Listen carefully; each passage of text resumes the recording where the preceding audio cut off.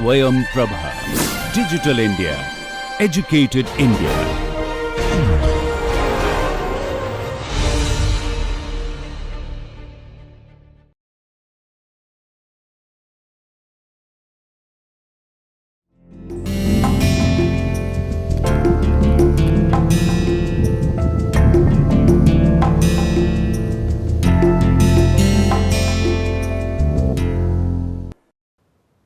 Hello friends, तो ESDAR exploratory data analysis with R software के course में आप सभी का बहुत बहुत स्वागत है।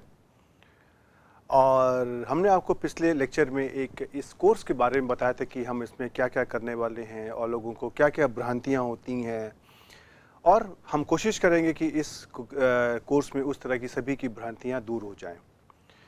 तो अब इस लेक्चर में हम क्या करने वाले हैं कि जैसा आपको ये मालूम है कि हम जब आर सॉफ्टवेयर की बात करते हैं तो उसमें बहुत सारे कमांड्स हैं, बहुत सारे सिंटैक्स हैं, बहुत सारे प्रोविजंस हैं।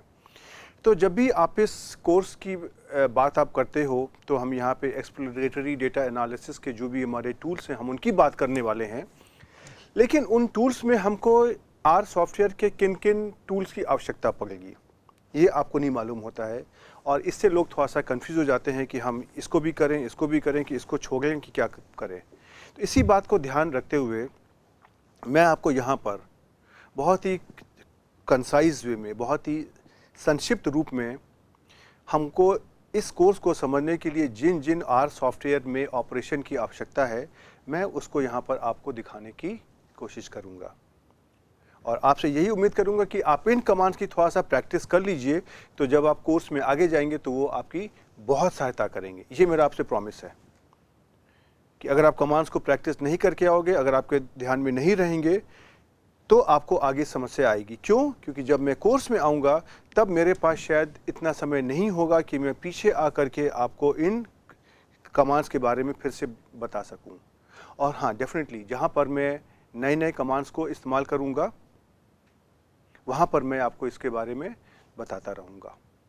ओके, तो चलिए हम इस कोर्स की शुरुआत करते हैं। और सबसे पहले हम तो ये समझने की कोशिश करते हैं कि ये आर सॉफ्टवेयर क्या होता है और क्यों हमको चाहिए, कहाँ से हम इसका इंस्टॉल करें, और हम उसको बिल्कुल बेसिक से शुरू कर देंगे सो दैट कि अगर आपने आर की आपकी नॉलेज बहुत पहले की है तो भी आपकी वो फ्रेश हो जाएगी और आप बिल्कुल स्क्रैच से आरंभ कर सकेंगे। लेकिन मैं फिर भी कहता हूं कि मैं ये मान रहा हूं कि आपको आर सॉफ्टवेयर पहले से आता है। ओके, तो चलिए हम इस कोर्स की शुरुआत करते हैं और हम इस लेक्चर को आरंभ करते हैं। तो सबसे पहले मैं आपको ये बता दूं कि आपको इस कोर्स की फाइल कहां से मिलेंगी। ओके, इस कोर्स की फाइल को मैं जो भी आज मैं लेक्चर देने जा रहा हूं, ये फाइल्स मैंने अपने होम पेज जिसका एड्रेस है home.iitk.ac.in/SHALAB/SP, वहाँ पर मैंने उसको अपलोड कर दिया है। राइट, अगर आपको इस एड्रेस तक जाने में कोई अगर दिक्कत आती है तो आप इस QR कोड को स्कैन कर लीजिए। ये आपको डायरेक्टली इस एड्रेस पर ले आएगा। QR कोड को स्कैन करने के लिए आपके फ़ोन में कोई ना कोई फ्री सॉफ्टवेयर होगा जो आपको इस QR कोड को स्कैन कर देगा। और अगर आपको इसमें भी कोई दिक्कत आती है तो आप इंटरनेट के कोई भी सर्च इंजन में चले जाइए और वहाँ पे आप हमारा नाम टाइप कर दीजिए SHALABH, और वहाँ से आप और साथ में हमारे इंस्टीट्यूट का नाम IIT कानपुर। उसके बाद में आपको उम्मीद करते हैं कि मेरा होम पेज मिल जाएगा। आप उस होम पेज में जाएंगे तो आपको वहाँ पर एक लिंक मिल जाएगा स्वयं प्रभा। आप उस स्वयं प्रभा के अंदर चले आइए और अपने कोर्स के नाम के आगे जा कर के क्लिक करेंगे तो आप इस कोर्स की सारी जो हमारी लेक्चर फाइल्स हैं वो आपको यहाँ पर मिल जाएंगी। राइट, ओके, तो चलिए अब हम अपने कोर्स की बात करते हैं। सबसे पहले हम बात करते हैं कि ये आर सॉफ्टवेयर क्या है, हमको क्या सॉफ्टवेयर का इस्तेमाल है। बस मैं आपको एक थोड़ा सा रिव्यू करने की कोशिश करूँगा। राइट, जैसे अगर हम कहें कि सॉफ्टवेयर तो आज के समय में ऐसी बात है कि जिसके बिना कोई एनालिसिस हो ही नहीं सकती है। और सॉफ्टवेयर कोई ऐसा बहुत बड़ा काम नहीं करता है आपको, जैसे कि अगर हम कहें कि आपको 2 और 3 को जोड़ना आता है कि ये 5 होगा। लेकिन अगर हम यहाँ पे मान लीजिए लाख, करोड़, अरबों की वैल्यू अगर मैं ले लूँ यहाँ पे बहुत सारी डेटा वैल्यूज़, और अगर मैं आपसे कहूँ कि आप इनको हाथ से जोड़ लीजिए, मुझे आपकी कैपेबिलिटी पे कोई डाउट नहीं है कि आप इसको जोड़ नहीं पाएंगे, लेकिन वो बहुत समय लेगा और सॉफ्टवेयर वही काम आपका बहुत ही जल्दी और आसानी से कर देगा बनिस्बत कि आपको उस सॉफ्टवेयर की सही लैंग्वेज आती हो। राइट। अब जो सॉफ्टवेयर है आज के समय में आप देखेंगे कोई भी हमारी साइंस हो, चाहे इंजीनियरिंग साइंस हो, मैथमेटिकल साइंस हो, बायोलॉजिकल साइंस हो, मेडिकल साइंस हो, बायोस्टैटिस्टिक्स हो, बायोलॉजी हो, सोशियोलॉजी हो, ह्यूमैनिटीज़ के सब्जेक्ट्स हो, आर्ट साइंस के सब्जेक्ट हैं, हर जगह पर इस्तेमाल होता है। और ख़ास तौर पे जहाँ पर हमारी मैथमेटिक्स और स्टैटिस्टिक अर्थात गणित एवं सांख्यिकी इस्तेमाल होते हैं, वहाँ पे तो आर सॉफ्टवेयर बहुत ही ज़्यादा उपयोगी है। और जब भी कभी हम आपको स्टैटिस्टिक्स की बात करते हैं तो स्टैटिस्टिक्स में हम बेसिकली कोई हमारे पास डेटा होता है, डेटा की हम एनालिसिस करने की बात करते हैं। तो डेटा की एनालिसिस करने के लिए आपके पास पहले से बहुत सारे और भी सॉफ्टवेयर हैं जो पॉपुलर हैं। जैसे उसमें से एक पॉपुलर है SPSS, SAS, Minitab, Stata, MATLAB, स्किस्टैट, बहुत सारे सॉफ्टवेयर हैं। और उन्हीं तरीके के सॉफ्टवेयर में से एक और सॉफ्टवेयर है जिसका नाम है आर। देखिए आर कुछ हमारा ऐसे लिखा जाता है, कैपिटल आर। और आर के बारे में कुछ और भी चीज़ें हैं जिसके बारे में आपको बताने की कोशिश करूंगा। ये जो आर सॉफ्टवेयर कहाँ से आया? आर सॉफ्टवेयर को डेवलप करने के लिए एक हमारी है R development core team. Right. R development core team का कॉन्सेप्ट कहाँ से आया, इसके बारे में मैं आपको एक थोड़ा सा मैं बैकग्राउंड दे देता हूँ कि तो आपको आसानी से समझ में आ जाएगा। ये करीब 1990 की बात है। 1990 के दशक में एक सॉफ्टवेयर आया था, उसका नाम था S+। और 1990 का दशक शायद आप लोगों के लिए बहुत पहले की बात होगी, लेकिन मेरे लिए कोई बहुत पहले की बात नहीं है, क्योंकि उस वक्त मैं स्टूडेंट था। तो मैंने देखा था कि इस हमारे देश में, भारत में कंप्यूटर कैसे आया है। और मुझे याद है कि जब मैं छोटा था तो शायद कंप्यूटर नाम की कोई चीज़ नहीं होती थी। और ये 1990 के आसपास हमारे देश में कंप्यूटर आया और उस वक्त हमारे पास जो उनका सॉफ्टवेयर का कॉन्सेप्ट आया, उस वक्त सॉफ्टवेयर का भी कॉन्सेप्ट बहुत ज़्यादा नहीं था। हमारे पास विंडोज़ नाम की कोई चीज़ नहीं होती थी। हम सिर्फ खाली डॉस पर काम करते थे और प्रॉम्प्ट में जाकर के आपको सब कुछ टाइप करना पड़ता था। आपको डायरेक्टरी कैसे बनानी है, डायरेक्टरी कॉपी कैसे करनी है। तो ये वो वाला समय था। उस वक्त हमारे पास कई सारी प्रोग्रामिंग लैंग्वेज थी, फोर्ट्रॉन, बेसिक, कोबोल इत्यादि। और उसी में हमारे पास कुछ और भी सॉफ्टवेयर होते थे, वर्डस्टार, लोटस, डीबेस इत्यादि। और उसी तरह से सांख्यिकी के भी कुछ सॉफ्टवेयर थे। जब हमारे पास विंडोज़ आया तो उसमें से बहुत सारी अपॉर्चुनिटीज़ हमारे सामने खुल गई और बहुत सारे सॉफ्टवेयर हमारे ऐसे बनने लगे जहाँ पे हम क्लिक करके अपना काम कर सकते थे। जो आप आज हाथ में अपना माउस पकड़ते हैं, चूहा माउस, वो भी मेरे सामने आया। और मुझे याद है कि जब मैंने पहली बार माउस पकड़ा था तो वो कैसे भाग रहा था। मुझे लगा कि इसका नाम माउस क्यों रखा है। लेकिन जैसे ही मैंने हाथ पे उसको रखा और जैसे उसने भागना शुरू किया तो मुझको समझ में आ गया कि ये वैसा ही कुछ एक्सपीरियंस है कि जैसे कि बचपन में हम किसी चूहे को पकड़ने की कोशिश करते थे अपने कमरे में बंद करके, और चूहा कैसे भागता था। तो शायद इसीलिए उसका नाम उन्होंने दे दिया माउस। लेकिन माउस और विंडोज़ के आने से एक कंप्यूटर में बहुत बड़ी क्रांति आ गई सॉफ्टवेयर्स में। और जो हमारे सॉफ्टवेयर होने लगे वो हमारे यूज़र फ्रेंडली होने लगे। यूज़र फ्रेंडली का मतलब यह है कि आम आदमी भी उसको बिना किसी कंप्यूटर साइंस की नॉलेज के समझ सकता है। और उसी में से हमारे स्टैटिस्टिक्स के कई सारे सॉफ्टवेयर आ गए जहाँ पे आप खाली क्लिक करके आप ये बता सकते हो कि आपको क्या क्या काम करना है। लेकिन हमारे पास दो ऑप्शन थे, या तो हम अपना कोई एक प्रोग्राम लिख लें, जैसे कि हम फोर्ट्रॉन में है, हम अपना प्रोग्राम टाइप करते हैं, C++ की जो लैंग्वेज होती है उसमें हम अपना प्रोग्राम टाइप करते हैं और फिर उसको रन करते हैं। और दूसरे तरह के हमारे सॉफ्टवेयर होते हैं जहाँ पे हमारे पास विंडोज़ में बटन्स बने होते हैं, में क्लिक क्लिक क्लिक करते हैं और तब मेरा काम होता है। तब एक हमारा सॉफ्टवेयर आया S+। और एस प्लस में क्या था, वो एक अलग तरीके का सॉफ्टवेयर था। जैसे कि अगर हम कहें कि आपको कोई जो भी सॉफ्टवेयर की लैंग्वेज होती है उसमें अगर आपको अरिथमेटिक मीन निकालना है तो आपको उसका छोटा सा एक प्रोग्राम लिखना पड़ेगा। एस प्लस ने क्या काम किया कि एस प्लस ने इन हमारे छोटे छोटे जो फंक्शंस होते हैं, छोटे छोटे हमारे जो काम होते हैं, जैसे हमको अरिथमेटिक मीन निकालना है, सम निकालना है इत्यादि, उसका उसने एक अंदर एक छोटा सा प्रोग्राम लिख दिया।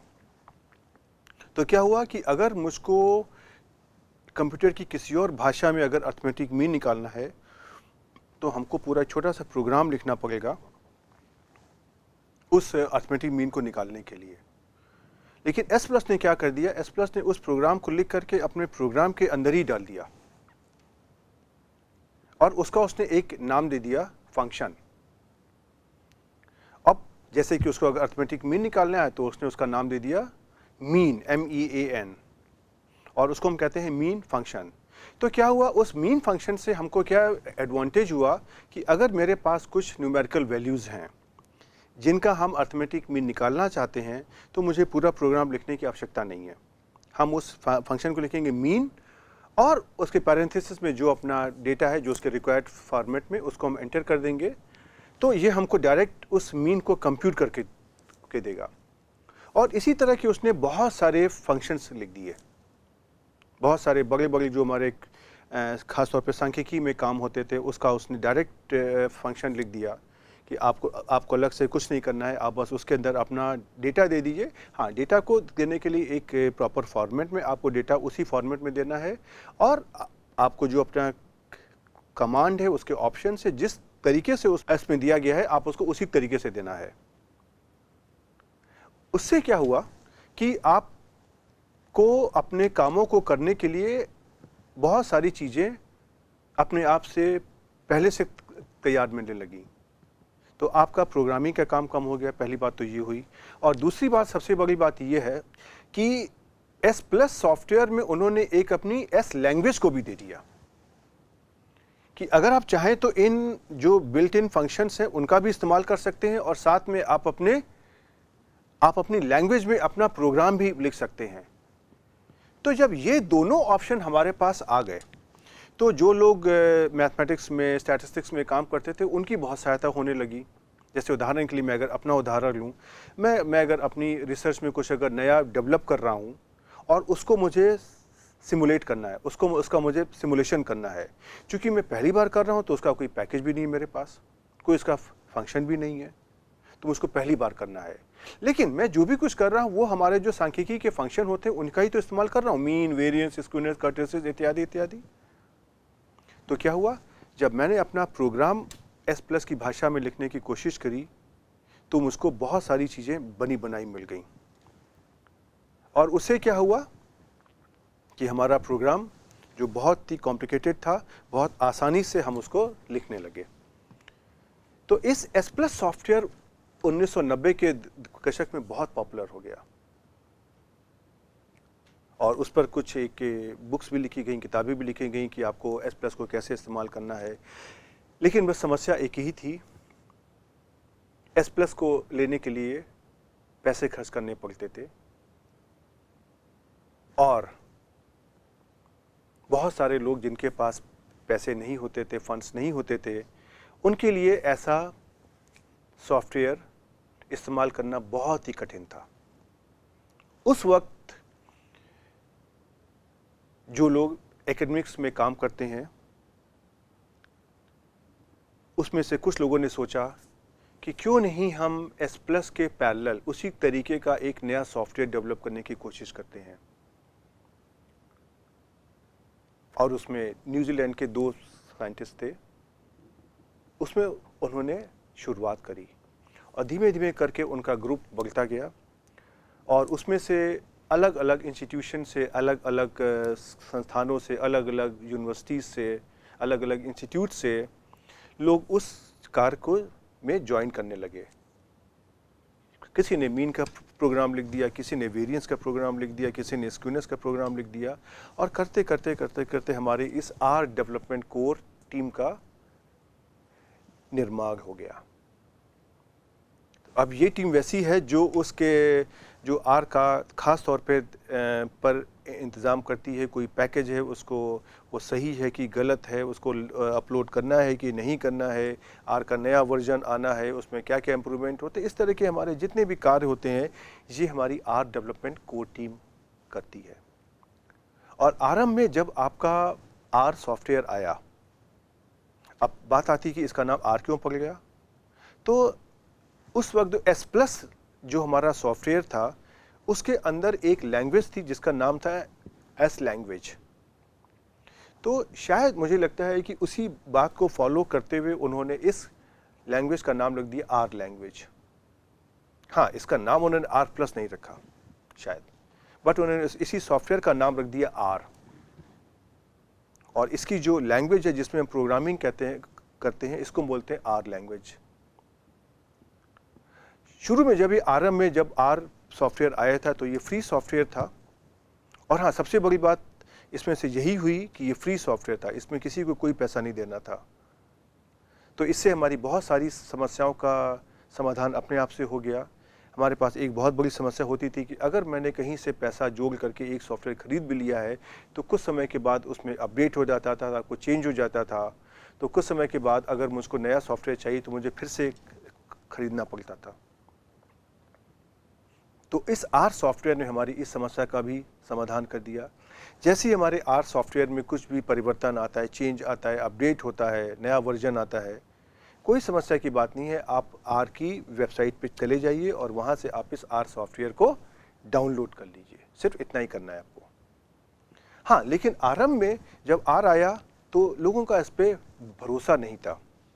क्यों? क्योंकि ये फ्री सॉफ्टवेयर था। और देखिए, ये तो वही बात है कि अगर कोई मेरा दोस्त मेरे पास आता है और मुझको एक गिफ्ट देता है फ्री में, या मुझसे कहता है चलो मैं तुम्हें कुछ आज गिफ्ट देना चाहता हूँ और मैं इसका तुमसे पैसा नहीं लूँगा, फ्री में लूँगा, मैं तुमको फ्री में दूंगा। वो जैसे ही कहता है फ्री में तो मेरे दिमाग में कुछ आ जाता है कि क्या बात है, क्या गड़बड़ है। और वही अगर वो हमसे कहता है कि चलो हम लोग आज कहीं बाहर चलते हैं, साथ में खाना खाएंगे, तुम अपना पैसा दोगे, मैं अपना पैसा दूंगा, उसमें मुझे कोई डाउट नहीं आता है। तो यही बात एक आम इंसान के साथ भी हुई। उसको लगा कि ये इतना अच्छा सॉफ्टवेयर फ्री में कैसे आ रहा है, और लोगों का इस पर डाउट होने लगा। लेकिन धीमे धीमे जब लोगों ने इसको इस्तेमाल करना शुरू किया, देन लगा कि ये तो सही आउटकम दे रहा है, और मैं भी उसमें से एक हूँ। तो ऐसा नहीं कि मैं कोई बहुत अच्छा हूँ। मुझे भी शुरू में डाउट हुआ था कि ये आर मुझको फ्री में क्यों दे रहा है, क्योंकि आरंभ में जब मैंने अपनी प्रोग्रामिंग सीखी है तो मैंने एस प्लस में ही भी काम किया है। तो आर हमको ये फ्री में कैसे दे रहा है। लेकिन धीमे धीमे जब मैंने कार करना शुरू किया तो मैंने कहा ये तो वही काम कर रहा है जो हमारा एस प्लस भी करता था, और इसके आउटकम भी वैसे ही आ रहे हैं। तो मुझको आर पर भी भरोसा हो गया, और धीमे धीमे करके आर ने लोगों का भरोसा जीत लिया, और फ्री सॉफ्टवेयर होने के बावजूद भी ये लोगों की एक बहुत अच्छी चॉइस बन गया, पसंद बन गया। और आर सॉफ्टवेयर में एक उन्होंने बहुत अच्छा काम किया कि जिस तरीके से हमारा एस प्लस होता था वैसे ही उन्होंने आर प्लस को डेवलप करने की कोशिश करी। तो उसमें से क्या हुआ कि जिस तरह के हमारे कमांड्स होते थे, जिस तरह के हमारे इंस्ट्रक्शंस होते थे, वो यहाँ पे आर में भी आ गए। तो बुद्ध जैसे लोगों के लिए जिन्होंने अपने उस दौर में एस प्लस में काम किया था, उनको आर में काम करना उतना कठिन नहीं लगा। लेकिन हम चाहे एस प्लस की बात करें या हम आर की बात करें, इसमें से कुछ एक हमारे प्रोग्रामिंग करने का एक अलग तरीका होता है। यहाँ पे हम प्रोग्राम को कहते हैं फंक्शन, और उसी तरीके से हमारे उसको टाइप करने का एक तरीका अलग होता है। तो उन चीज़ों को समझना आरंभ में मेरे लिए बहुत कठिन था,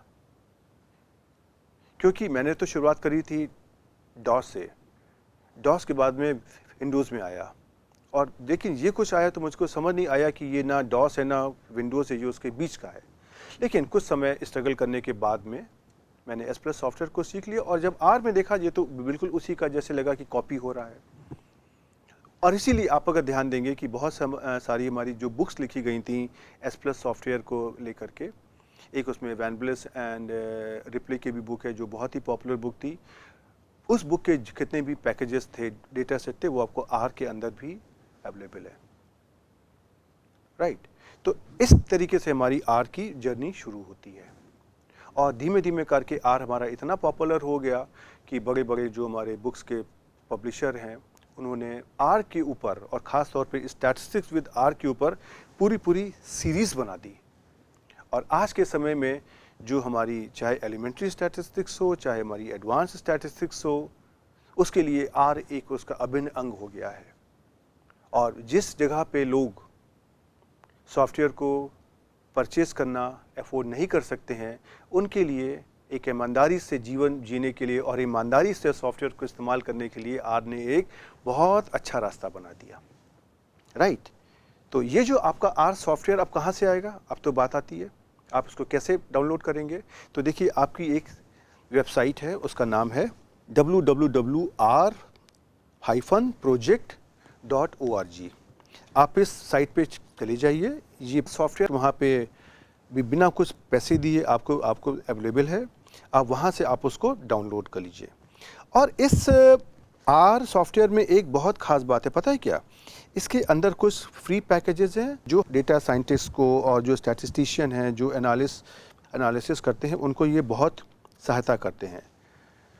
अब एक ये सवाल आता है कि ये पैकेज क्या होते हैं। तो जैसे कि आपको पता होगा कि हम स्टैटिस्टिक्स की बात करते हैं तो हमारे पास बहुत तरीके के कार्य होते हैं। तो लोगों ने क्या किया है कि पर्टिकुलर तरीके के एनालिसिस को करने के लिए उन्होंने एक पैकेज बना दिया है। जैसे कि मुझे अगर टाइम सीरीज़ करनी है तो टाइम सीरीज़ का पैकेज हो गया, लीनियर रिग्रेशन एनालिसिस करनी है तो हमारे पास रिग्रेशन एनालिसिस का एक पैकेज हो गया, हमको अगर क्लस्टर एनालिसिस करनी है तो हमारा एक क्लस्टर एनालिसिस का एक और पैकेज हो गया। और ये अलग अलग जो हमारे पैकेजेस थे वो उसको अलग अलग लोगों ने डेवलप किया है। और सबसे बड़ा ऑप्शन इसमें अच्छी बात ये है, जो हमारे पास ऑप्शन होता है कि अगर हम आज कुछ एक नई रिसर्च कर रहे हैं, नई खोज कर रहे हैं और वो हमारी स्टैटिस्टिक्स में लोगों को सहायता अगर उससे हो सकती है तो हम अपना प्रोग्राम आर में लिख देंगे और इसको हम अपनी आर डेवलपमेंट कोर टीम को भेज देते हैं, जो उसको चेक करके अपने r-project.org की वेबसाइट पे अपलोड कर सकते हैं और उसके बाद उसको कोई भी कहीं से भी डाउनलोड कर सकता है। और उसके अलावा बहुत सारे लोग उसको अपनी पर्सनल साइट्स पर या जो और भी वेबसाइट्स होती हैं वहाँ भी अपलोड कर देते हैं। तो किसी आदमी को कोई अगर पर्टिकुलर तरीके के काम करना है तो उसके प्रोजेक्ट कोड को, इसके आर की जो कोड को वहाँ से डायरेक्ट डाउनलोड कर लेगा और उसमें काम कर सकता है वो। ये इसका एक बहुत बड़ा एडवांटेज हुआ। अब बात ये आती है कि आर में ये पैकेज आपने अलग क्यों रखे, आपने क्यों नहीं उसको उस पैकेज के अंदर डाल दिया, सॉफ्टवेयर के अंदर क्यों नहीं डाल दिया।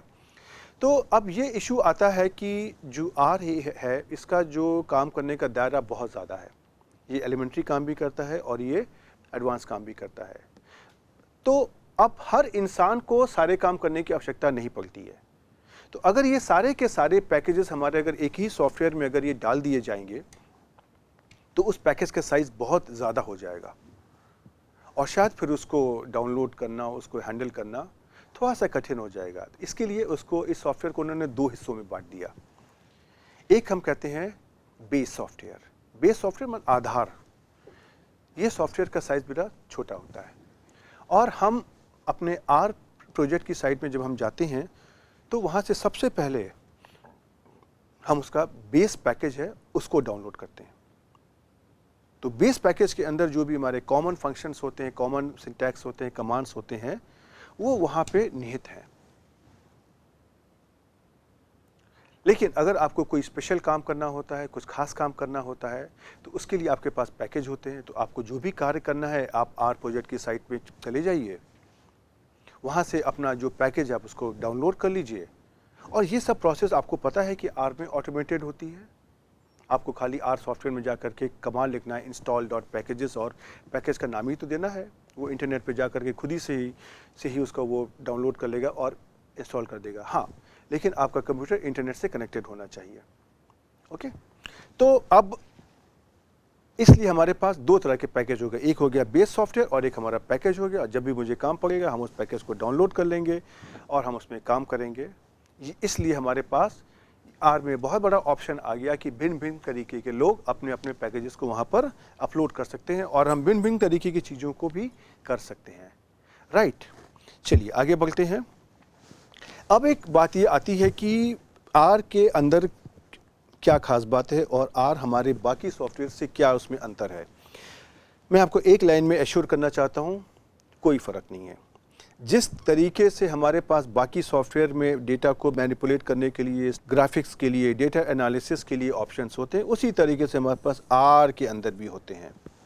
तो आर हमको एक ऐसा माहौल देता है, एक ऐसा एनवायरनमेंट देता है जहाँ पर हम अपनी डेटा एनालिसिस कर सकते हैं, डेटा मैनिपुलेशन कर सकते हैं, स्टैटिस्टिकल कंप्यूटिंग कर सकते हैं, ग्राफिक्स कर सकते हैं, डेटा एनालिसिस कर सकते हैं। और जिस तरीके से बाकी कोई भी सॉफ्टवेयर में हम डेटा की हैंडलिंग बहुत ही अच्छे तरीके से करते हैं, इफेक्टिव तरीके से करते हैं, और जो हमारा उसका आउटकम आता है उसको भी हम भिन्न भिन्न फॉर्मेट में सेव कर सकते हैं, वही चीज़ हमारे आर के अंदर भी संभव है। और आर के अंदर हम अपनी डेटा हैंडलिंग को बहुत ही अच्छे तरीके से, इफेक्टिव तरीके से कर सकते हैं। जो हमारा आउटकम आता है उसको हम भिन्न भिन्न रूप में हम सेव कर सकते हैं। और जिस तरीके से किसी भी सॉफ्टवेयर में हम चाहे सिंपल कैलकुलेशन करना चाहें, हम कॉम्प्लिकेटेड कैलकुलेशन करना चाहें, संभव होते हैं, उसी तरीके से आर के अंदर भी ये सारे काम हो सकते हैं। बहुत सारी जगह पे, बहुत सारी साइंसेज में, चाहे हम स्टैटिस्टिक्स की बात करें या हम किसी और साइंस की बात करें, लोग सिमुलेशन करते हैं। सिमुलेशन क्या होता है कि हम जो भी कुछ करना चाहते हैं उसको हम अपने प्रोग्रामिंग के थ्रू अपने कंप्यूटर के अंदर करने की कोशिश करते हैं। तो जिस तरह से हम सिमुलेशन बाकी किसी सॉफ्टवेयर में कर सकते थे, उसी तरीके से हम आर के अंदर भी हर प्रकार के सिमुलेशन भी कर सकते हैं। अब जिस तरीके से हमारे पास कोई भी सॉफ्टवेयर होता है उसके अंदर हमारा ग्राफिकल डिस्प्ले भी पॉसिबल होता है, मतलब कि जो कुछ मैंने आउटकम लिया हुआ है वो हमको अपनी कंप्यूटर की स्क्रीन पर दिखाई देगा। अगर मैंने कोई चार्ट बनाया है, कोई मैंने हिस्टोग्राम बनाया है, बार डायग्राम बनाया हुआ है, तो वो हमको स्क्रीन पर दिखाई पड़ता है। और साथ ही साथ उसमें ये भी सुविधा होती है कि हम उसकी हार्ड कॉपी ले सकते हैं, हम उसको किसी और फॉर्मेट में, PDF फॉर्मेट में, पोस्ट स्क्रिप्ट फॉर्मेट में, JPG फॉर्मेट में हम उसको सेव कर सकते हैं और उसका हम प्रिंट आउट भी ले सकते हैं। वही संभावना हमारी आर के अंदर भी होती है। आर के अंदर भी हमारे जो भी ग्राफिक्स होते हैं, हमारे कमांड्स होते हैं, वो हमको कंप्यूटर की स्क्रीन पर भी दिखाई पड़ जाते हैं और साथ में हम उनको सेव करके हम उसकी हार्ड कॉपी भी ले सकते हैं। राइट। और अगर हम बहुत ही आसान भाषा में एक ही सेंटेंस में सारी बातों को अगर हम कॉम्प्रिहेंड करना चाहें तो हम ये कह सकते हैं, जिस तरीके से किसी भी अच्छी प्रोग्रामिंग लैंग्वेज में जो हमारे पास संभावनाएं होती हैं, वो सारी संभावनाएं हमारे पास आर के अंदर भी हैं। और आर हमारा एक स्टैटिस्टिकल कंप्यूटिंग एनवायरनमेंट है, मतलब इसके अंदर स्टैटिस्टिक्स से जो रिलेटेड जो हमारे कंप्यूटेशन होते हैं उनको करना बहुत आसान होता है। और उसके बाद आर के अंदर एक अपनी लैंग्वेज भी है और वो लैंग्वेज बहुत ही आसान है इस्तेमाल करने के लिए। और ख़ास तौर पे जब हम स्टैटिस्टिक्स और ग्राफिक्स की बात करते हैं तो जो हमारी आर लैंग्वेज है ये मेरी बहुत सहायता करती है और ये हमारे बहुत बड़े काम बहुत आसानी से करती है। हम इसमें डिफरेंट तरीके के प्रोग्राम्स लिख सकते हैं, हम इसमें डिफरेंट तरीके के ग्राफिक्स बना सकते हैं। और ग्राफिक के बारे में मैं आपको बताऊँगा कि आप आगे आने वाले लेक्चर्स में देखोगे, आपको पहले से पता होगा कि आर के अंदर हमारे पास बहुत अच्छे ग्राफिक्स बन सकते हैं। बस फ़र्क इतना होता है कि आपको उनको पहले सीखना पड़ता है। और जहाँ तक सीखने की बात होती है तो हमारे इस मानव जीवन में सीखने के अलावा और है ही क्या। हम इस पृथ्वी पर करने क्या आए हैं? हम यहाँ पे सीखने ही तो आए हैं। जिस दिन से हमारा जन्म होता है उसी दिन से पहले हम खाना खाना सीखते हैं, पानी पीना सीखते हैं, अपने माँ बाप को पहचानना सीखते हैं। दुनिया में बहुत सारे लोग होते हैं, हम ये कैसे पहचान जाते हैं कि यही हमारी माँ है और यही हमारे पिताजी हैं। हम उसको पहचानना सीखते हैं और हम सारे काम सीखते ही तो हैं। तो उसी तरीके से आर भी तो आपको कुछ सीखने के लिए कह रहा है, तो उसमें कौन सी बड़ी बात है। जब मानव जन्म लिया है तो आपको सीखना भी पड़ेगा। राइट। अब हम बात करते हैं आर की खास बात की, जो उसकी सबसे बड़ी खासियत है। ये हमारा एक फ्री ओपन सोर्स सॉफ्टवेयर है और ये एक ब्लैक बॉक्स की तरह नहीं है। इसका क्या मतलब है? जैसे कि आप अगर कोई बहुत सारे हमारे पास जो सॉफ्टवेयर होते हैं, आप उनको जब एग्जीक्यूट करते हैं, रन करते हैं, तो वह आपको आउटकम तो दे देते हैं, लेकिन वह आउटकम कहाँ से आ रहा है, उसके पीछे क्या कैलकुलेशन हो रहा है, उसके बारे में यूजुअली आपको पूरी जानकारी नहीं होती है। और उस कार्य को करने के लिए उन्होंने क्या प्रोग्राम लिखा है, वह प्रोग्राम भी आपके पास नहीं होता है। अर्थात कहने का मतलब ये है कि अगर आप उस प्रोग्राम में कुछ अगर परिवर्तन करना चाहते हैं तो आपके पास इसमें कोई भी ऑप्शन नहीं होता, आप उसमें से कोई परिवर्तन नहीं कर सकते हैं। लेकिन आर के अंदर ऐसी बात नहीं है। आर हमारा फ्री सॉफ्टवेयर है, ओपन सोर्स है। ओपन सोर्स का मतलब ये है कि इसके अंदर क्या प्रोग्राम लिखा गया है और उसमें कौन सा लॉजिक इस्तेमाल किया गया है, आप उस पूरे प्रोग्राम को एक्चुअली में खोल करके देख सकते हैं, राइट। और जैसा मैंने बताया कि आपके पास आर में दो तरीके के पैकेजेस होते हैं, एक बिल्ट इन पैकेज होता है और एक कंट्रीब्यूटेड पैकेजेस होते हैं, राइट। इसका मतलब क्या है कि आर का जो बेस पैकेज है उसमें से कॉमन जो हमारे कार्य होते हैं उनको करने के लिए कुछ ऑप्शन को पहले से डाल दिया गया है, और साथ ही में हमारे पास यहाँ पर कंट्रीब्यूटेड पैकेजेस होते हैं। मतलब कि अगर हम कोई अपना कार्य कर रहे हैं तो हम उस कार्य को करने के लिए हम अपना प्रोग्राम ले सकते हैं और इस प्रोग्राम को हम आर की जो वेबसाइट है वहाँ पे लोड कर सकते हैं और वहाँ से लोग उसको डाउनलोड कर सकते हैं, राइट। तो इनको हम बोलते हैं कंट्रीब्यूटेड पैकेजेस। और उसके अलावा कोई भी आदमी जो भी आर में अपना अगर कोई अगर काम करना चाहता है, उसके लिए अगर कोई भी टूल तैयार करना चाहता है, तो पैकेज तैयार करना चाहता है, तो उसकी यहाँ पे सुविधा है कि उसके पास ये फ्रीडम होती है कि उसको कर सकता है। तो इसमें से हमारे पास संभावना है कि अगर हम अपना भी पैकेज तैयार करना चाहें तो हम आर में इसको कर सकते हैं। जिस तरीके से हमारी कोई भी कंप्यूटर की लैंग्वेज होती है, उसमें से जो हमारे सिंटैक्स होते हैं, कमांड्स होते हैं, उनको हम क्या करते हैं, उनको हम टाइप करते हैं, सेव करते हैं, फिर रन करते हैं और उनको हम एक प्रोग्राम की फ़ाइल में भी लिख सकते हैं, जिससे कि हम उस प्रोग्राम की फ़ाइल में जो मेरे कमांड्स लिखे हुए हैं उसको आगे जब भी मुझे आवश्यकता होगी हम उनको फिर से एग्जीक्यूट करके हम अपना आउटकम निकाल सकते हैं। तो उसी तरीके से आर के अंदर भी हमारे पास यही सुविधा है कि हम अपने जो कमांड्स होते हैं उनको सेव कर सकते हैं, रन कर सकते हैं, उनको हम स्क्रिप्ट फाइल में स्टोर कर सकते हैं। और आर के अंदर जो हम जिस प्रोग्राम फाइल में उनको सेव करते हैं उसका नाम हमारा होता है स्क्रिप्ट फाइल, राइट। ये जो हमारा आर सॉफ्टवेयर है ये हमारा भिन्न तरीके के जो हमारे ऑपरेटिंग सिस्टम होते हैं ये सभी के लिए अवेलेबल है। जैसे कि ये हमारा आर सॉफ्टवेयर विंडोज़ के लिए, यूनिक्स के लिए, लिनक्स के लिए, मैकिन्टोश के लिए तो वो अवेलेबल है ही है, ये मुझे पक्का पता है। और इसको आपको कुछ नहीं करना होता है, आपको डाउनलोड करने के लिए जब आप इसकी आर की वेबसाइट पर जाएंगे तो आपको ऑप्शन वहाँ पे दिए होते हैं कि आपको कौन सा सॉफ्टवेयर डाउनलोड करना है, आपको विंडोज़ का करना है, यूनिक्स का करना है, लिनक्स का करना है कि मैकिन्टोश का करना है। और आर के अंदर जैसे मैंने आपको बताया कि जो भी आपके भिन्न तरीके के ग्राफिक्स होते हैं आप उनको स्क्रीन पर भी देख सकते हैं और आप उनको भिन्न तरीके के फॉर्मेट में भी आप उनको सेव कर सकते हो। जैसे कि आप उनको पोस्ट स्क्रिप्ट फॉर्मेट में जिसका हमारा एक्सटेंशन होता है .ps या PDF फॉर्मेट में जिसका हमारा एक्सटेंशन होता है PDF, उसी तरीके से हमारा इसको JPEG फॉर्मेट में भी, फ़ोटो के फॉर्मेट में भी हम इसको सेव कर सकते हैं। तो इससे हमको क्या एडवांटेज मिलता है कि जो भी हमारे ग्राफिक्स आए हैं उनको हम अपनी आगे इस्तेमाल होने वाली रिपोर्ट्स में या बाकी जगह पे जहाँ भी मुझे अपने रिसर्च पेपर में कहीं भी अगर हम इस्तेमाल करना चाहते हैं तो हम उसको इस्तेमाल कर सकते हैं, राइट। और जो ग्राफिक्स की क्वालिटी भी होती है वो भी अच्छी होती है, जिनको आप कहीं पर भी किसी भी जगह पर इस्तेमाल कर सकते हैं। ग्राफिक्स में आपके पास बहुत सारे ऑप्शन भी होते हैं कि आप अपने ग्राफिक्स का कलर, एक्स एक्सिस पे क्या लिखा जाएगा, वाई एक्सिस पे क्या लिखा जाएगा, ग्राफिक का क्या टाइटल होगा, इत्यादि तरह के जो चीज़ें होती हैं उनको भी आप आर में कंप्यूट कर सकते हो, एग्जीक्यूट कर सकते हो। अब देखिए मैं आपको यहाँ पर एक चीज़ दिखाता हूँ कि अगर आपके कंप्यूटर में आर सॉफ्टवेयर नहीं है तो आप इस सॉफ्टवेयर को कहाँ से लाएंगे।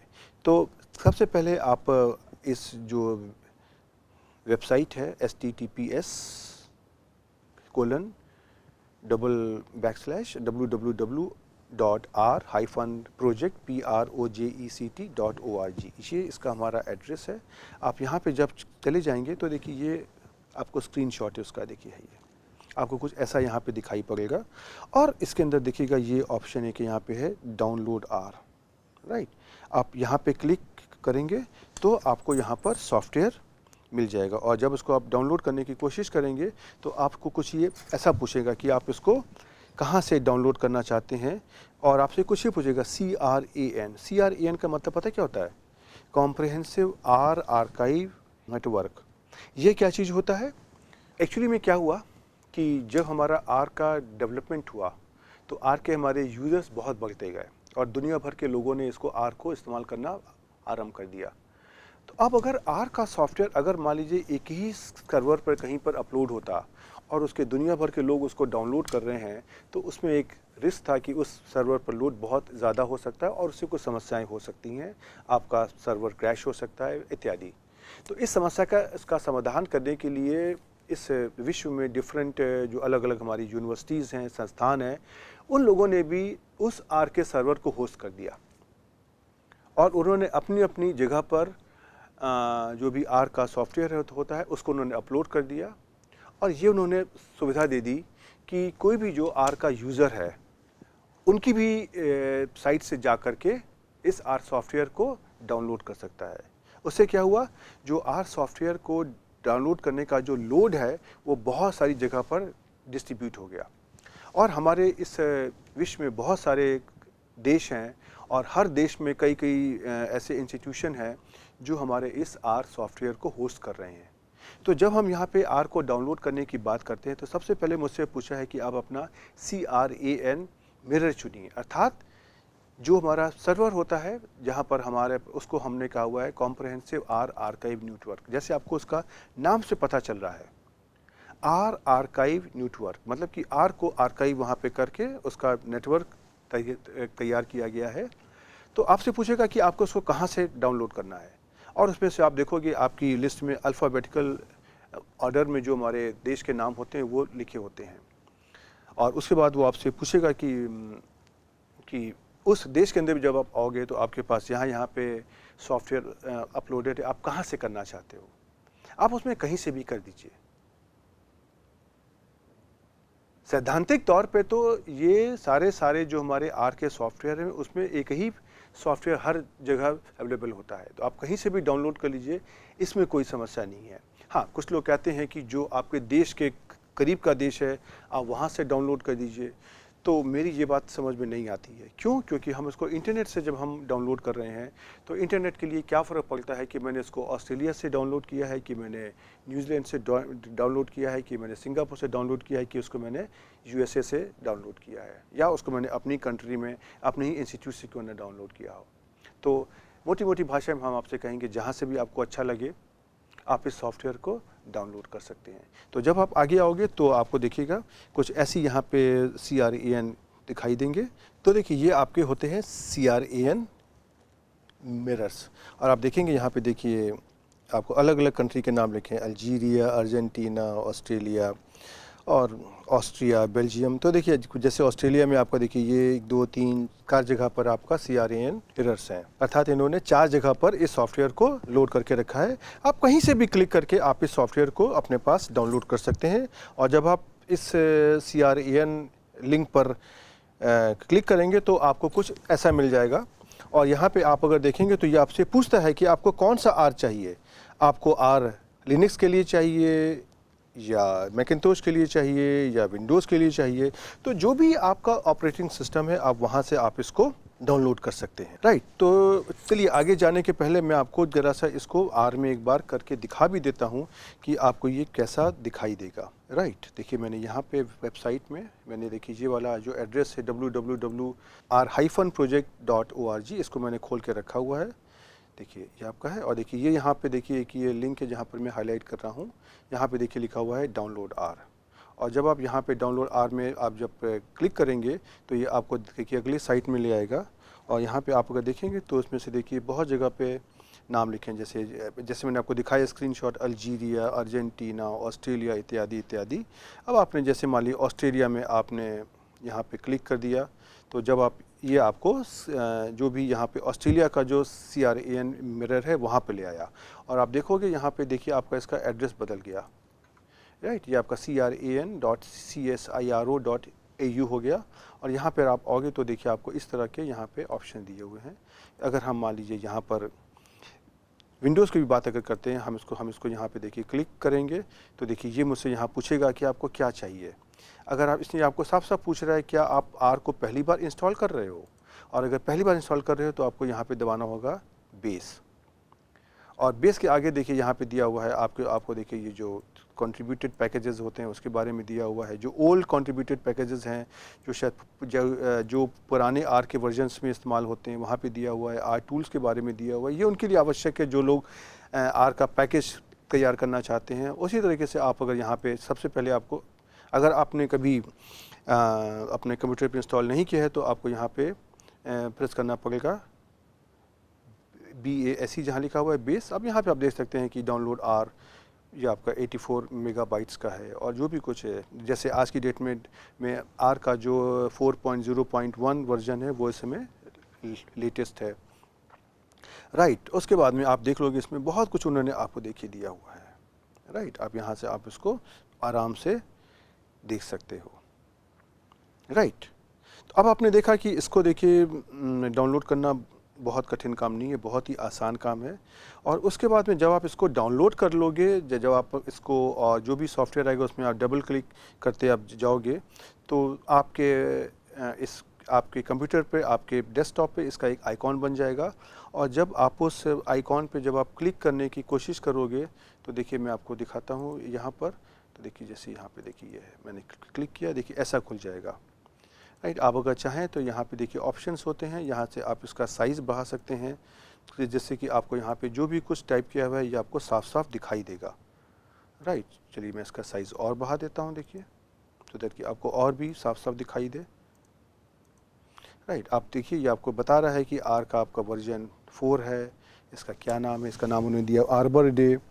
इसका जो भी है कॉपीराइट है, R is a free software, और जो भी इसके हमारे लीगल लैंग्वेज होती है उसके बारे में दिया हुआ है। इसके बारे में आपको कुछ ज़्यादा चिंता करने की आवश्यकता नहीं है।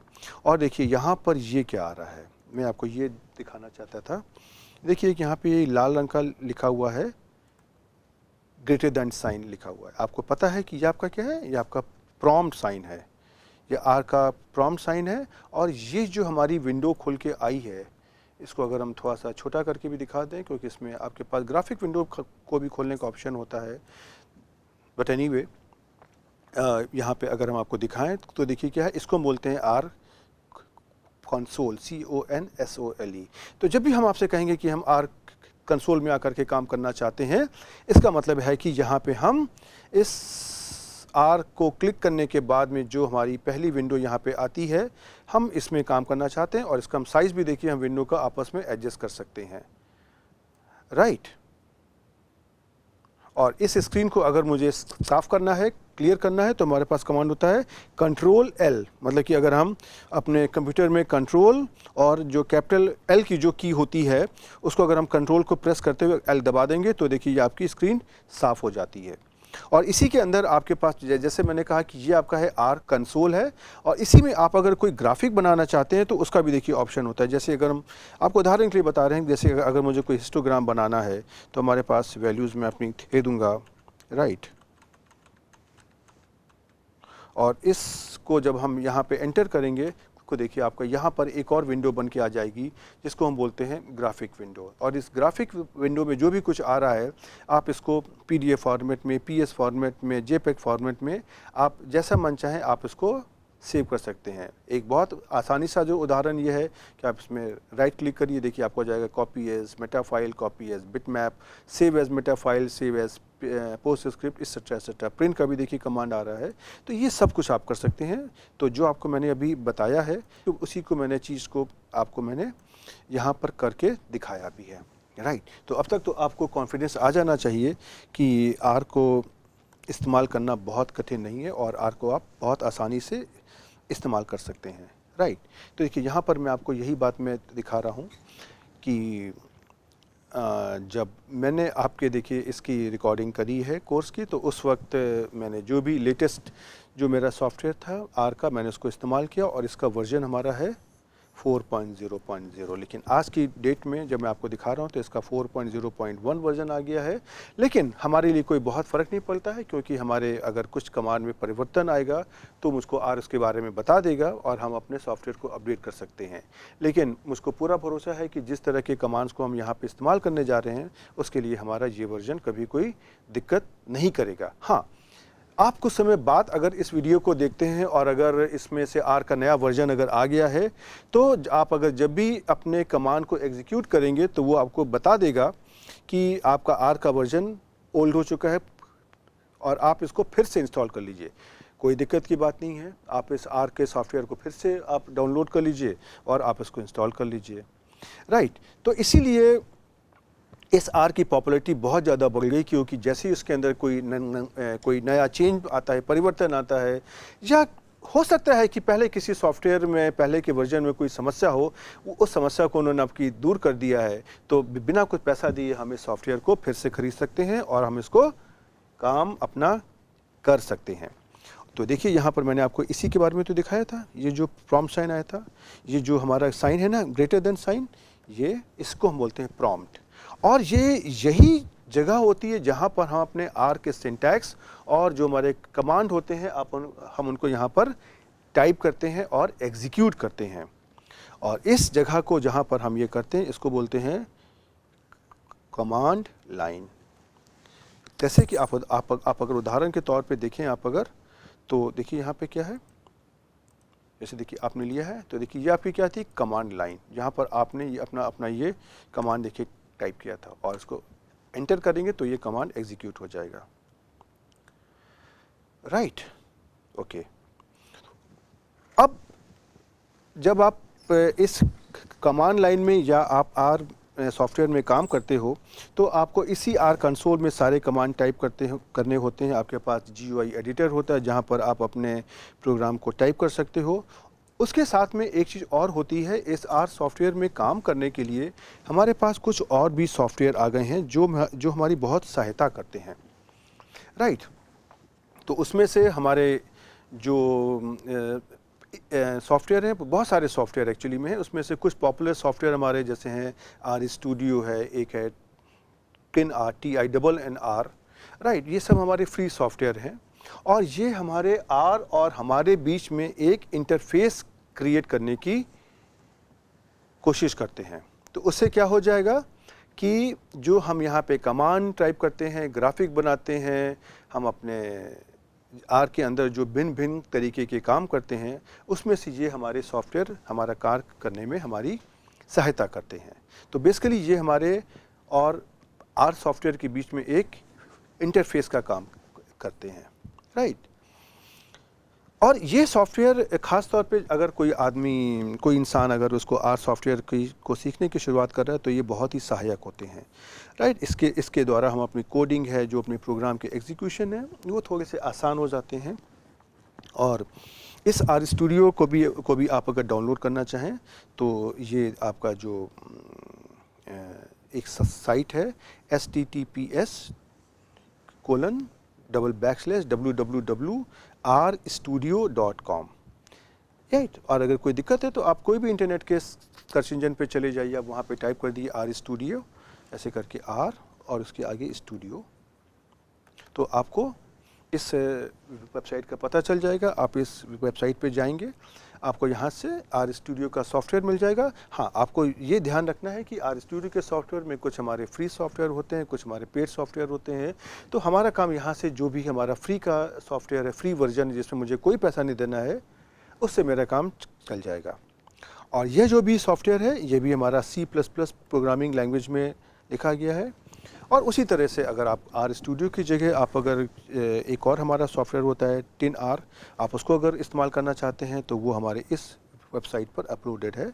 और नहीं तो आप उसको अगर अपने कोई भी इंटरनेट के सर्च इंजन में जाएंगे और वहाँ से ढूंढेंगे, वहाँ पे आप नाम लिख दिए TINNR, तो आपको इस सॉफ्टवेयर के बारे में पता चल जाएगा। हाँ, लेकिन मैं यहाँ पे बहुत ही साफ शब्दों में आपको क्लियर करना चाहूँगा कि मैं यहाँ पे ये बिल्कुल नहीं कहना चाहता हूँ कि मैं किसी TinR या आर स्टूडियो या मैं इस तरह के कोई भी हमारे जो सॉफ्टवेयर हैं मैं उनका कोई एडवर्टीज़मेंट कर रहा हूँ या मैं उनको प्रमोट कर रहा हूँ, ऐसा कुछ नहीं है। राइट, आर स्टूडियो TinR के अलावा भी बहुत सारे सॉफ्टवेयर होंगे और आने वाले समय में और भी सॉफ्टवेयर आते जाएंगे। मेरी आपसे खाली इतनी ही रिकमेंडेशन है कि आप उसमें से जो भी फ्री सॉफ्टवेयर है जिसमें भी आपको कंफर्टेबल लगता है, आप उसको डाउनलोड कर सकते हैं। लेकिन ऐसा कोई आवश्यक भी नहीं है। अगर आप इसको इस्तेमाल नहीं करना चाहते हैं तो आप उसको डायरेक्ट आर कंसोल के अंदर भी काम करिए, इसमें कोई समस्या नहीं आएगी। और मैं आपको ये साफ साफ बता दूं कि मैं अपने कोर्स में ये आर स्टूडियो या 10R इसमें से किसी भी इंटरफेस सॉफ्टवेयर का मैं इस्तेमाल नहीं करने वाला हूँ। मैं डायरेक्टली आर कंसोल पर काम करूँगा और डायरेक्ट मैं आर सॉफ्टवेयर में काम करूँगा। उससे मुझे ये एडवांटेज है कि हमारा जो भी इंटरफेस हमारे कोई भी आता रहे, मुझे कोई फ़र्क नहीं पड़ता है। और लेकिन जो आर का जो हमारा इंटरफेस है, जो भी हमारा आर का सॉफ्टवेयर है, उसमें हम हरदम काम कर सकते हैं क्योंकि वो फ्री सॉफ्टवेयर है और मुझे वहाँ पे पूरा भरोसा है कि आगे आने वाले समय में भी वो फ्री रहेगा। और उसके अलावा ये है कि मैं किसी भी सॉफ्टवेयर को यहाँ पे प्रमोट करने की कोशिश नहीं कर रहा हूँ। मैं सिर्फ यहाँ पे एक अध्यापक के तरीके से आपको आर सॉफ्टवेयर को मैं समझाने की कोशिश करूँगा। इसके अलावा इसलिए लेकिन इन सॉफ्टवेयर चूँकि आपकी सहायता करते हैं, इसलिए इसके बारे में आपको इन्फॉर्म करना ये शायद मुझे लगा कि हमारे लिए बहुत ही आवश्यक है। अब हम एक काम करते हैं, देखिए इस आर स्टूडियो को कि अगर आप साइट पे जाओगे, आप उसको टाइप करने की कोशिश करोगे तो देखिए आपको कुछ ऐसा यहाँ पे दिखाई देगा। राइट, आपको देखिए ऐसा कुछ यहाँ पे स्क्रीनशॉट मिलेगा और यहाँ पे आप अगर आओगे, देखिए यहाँ पर एक लिंक है डाउनलोड। राइट, आप इस जब डाउनलोड के अंदर जब आप क्लिक करोगे तो वहाँ से भी आपको आर स्टूडियो के जो भी डिफरेंट वर्जन्स हैं उसके बारे में पता चल जाएगा। और आप यहाँ से जो भी आपको सॉफ्टवेयर चाहिए आप उसको यहाँ से डाउनलोड कर सकते हैं। कैसे कि अगर मैं आपको दिखाऊं, जैसे कि अगर हम मान लीजिए आर स्टूडियो में हम अगर आने की बात करते हैं तो अगर हम इंटरनेट पे आते हैं और हम अपने इस वेबसाइट में आर स्टूडियो का एड्रेस डाउनलोड कर देते हैं तो आप देखोगे कि देखिए यह आपको साइट खुल जाती है और देखिए यहाँ पर कुछ ऐसा वेबसाइट बन के आ रही है। और जब आप यहाँ पे डाउनलोड पर क्लिक करते हो तो देखिए आपको यहाँ पर इस तरह का स्क्रीन मिल जाएगा और यहाँ पर आप देखोगे कि यहाँ पे आपको भिन्न भिन्न तरीके के वर्जन दिए हुए हैं।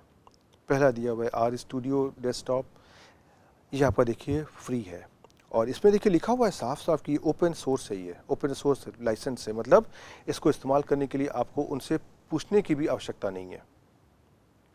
राइट, इसी तरह से एक्चुअली में आर स्टूडियो के उन्होंने 2 वर्जन्स तैयार किए हैं।